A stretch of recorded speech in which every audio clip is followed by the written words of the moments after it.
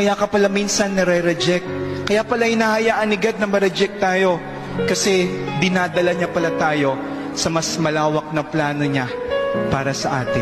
Baka kaya ko sinasara minsan sa atin yung ibang pintuan, yung mga maling pintuan, kasi meron palang inihahandang unique at tamang pintuan ng Diyos para sa ating lahat. Baka kaya pala na-meet mo yung maling tao sa buhay mo kasi God wants you to realize or to prepare you to become a better person.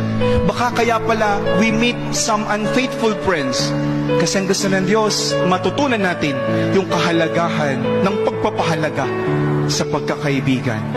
Rejection does not mean failure. Rejection is not equal to failure.